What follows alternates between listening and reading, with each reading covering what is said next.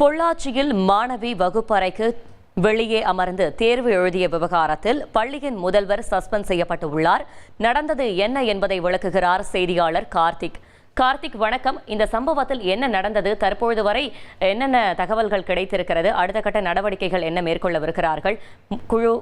கூடுதல் தகவல்களை சொல்லுங்க.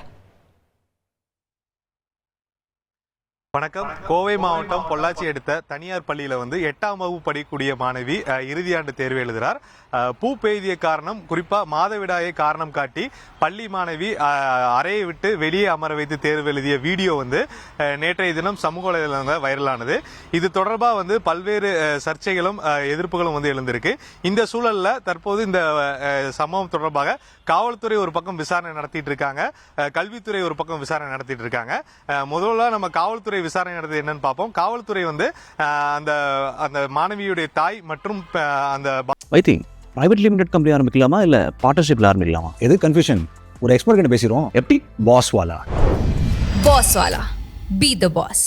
பாதிக்கப்பட்ட மாணவி மற்றும் பள்ளி நிர்வாகத்திடம் விசாரணை மேற்கொண்டதுல பள்ளி நிர்வாகத்திடம் அந்த பெற்றோர் தரப்புல ஒரு தகவல் சொல்லியிருக்காங்களாமா. கடந்த வாரம் தான் என்னுடைய மகள் வயதுக்கு வந்திருப்பதாகவும் மாணவியை தனியாக அமர வைத்து தேர்வு எழுத வேண்டும் என்ற ஒரு கோரிக்கை வைத்திருப்பதாக சொல்லியிருப்பதாகவும் கூறப்படுகிறது. அதே சமயம் பள்ளி மாணவி தனியாக அமர வைத்தோம் என்று தேர்வு எழுதி இருக்கோம் என்றுதான் நாங்க அனுமதி கொடுத்தோம் சொல்லி பள்ளி நிர்வாகம் தரப்புல விளக்கம் கொடுத்திருக்காங்க. இந்த சூழல்ல காவல்துறை பல்வேறு தரப்புல விசாரணை மேற்கொண்டு இருக்காங்க. குறிப்பா இந்த வீடியோ சமூக வலைதளங்களை வெளியிட்ட நபர்கள் குறித்து விசாரணை மேற்கொண்டிருக்காங்க. அப்படி பரப்புவர்கள் மீது நடவடிக்கை எடுக்கப்படும் என்ற ஒரு தகவலையும் குறிப்பிட்டிருக்காங்க.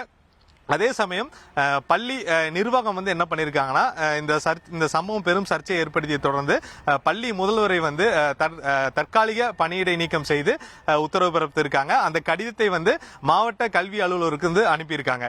மேலும் இது தொடர்பாக இப்ப பள்ளியில் மாவட்ட கல்வி அலுவலர்கள் விசாரணை மேற்கொண்டு இருக்காங்க. அவர்கள் நடத்தக்கூடிய விசாரணை எந்த மாதிரி என்று பார்த்தால், என்ன நடந்தது, மாணவி எப்போது எத்தனை தேர்வுகள் வெளியே அமர வைத்து எழுத வைத்தார்கள், உண்மையாகவே பெற்றோர்கள் அது போன்ற கோரிக்கை வைத்தார்களா, அப்படி கோரிக்கை வைத்தால் வகுப்பறையிலே வைத்து எழுத வைத்திருக்கலாமே, ஏன் வகுப்பறையை விட்டு வெளியே எழுத வைத்திருக்காங்க என்ற கேள்விகள் கேட்கப்பட்டு விசாரணை நடத்தி வருவதாக கூறப்படுகிறது. இந்த சூழல்ல கல்வித்துறை அதிகாரிகள் ஒரு பக்கம் விசாரணை மேற்கொண்டு அவர்கள் துறை ரீதியான நடவடிக்கை எடுப்பார்கள் என எதிர்பார்க்கப்படுகிறது. அவர்கள் எடுக்கும் நடவடிக்கை முன்பாகவே பள்ளி நிர்வாகம் பள்ளி முதல்வரை தற்காலிக பணி நீக்கம் செஞ்சிருக்காங்க. காவல்துறை தரப்புல இன்னும் புகார்கள் பெறப்படல அப்படின்னு சொல்லியிருக்காங்க. அப்படி புகார்கள் பெறப்படும் போது அவர்கள் தரப்புல எந்த மாதிரியான நடவடிக்கை எடுக்கப்படுவது நமக்கு விரைவில் தெரிய வரும். இந்த சூழல்ல கல்வித்துறை அமைச்சர் அன்பில் மகேஷ் ஒரு அறிக்கையை வெளியிட்டிருக்கிறாரு.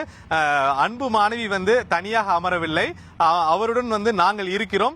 இது தொடர்பாக துறை ரீதியான விசாரணை மேற்கொள்ளப்பட்டு வருகிறது என்ற ஒரு அறிக்கையும் தெரிவிச்சிருக்காரு. இந்த சம்பவம் பெரும் பரபரப்பை ஏற்படுத்தியிருக்க சூழல்ல அனைத்து பள்ளிகளுக்கும் சுற்றறிக்கை அனுப்பியிருக்காங்க. இது போன்று செய்யக்கூடாது அப்படின்னு சொல்லியிருக்காங்க. இந்த சூழல்ல ஒரு பக்கம் இந்த பள்ளியில காவல்துறை கல்வித்துறை இருவரும் விசாரணை நடத்திட்டு இருப்பது மிக முக்கியமாக பார்க்கப்படுகிறது.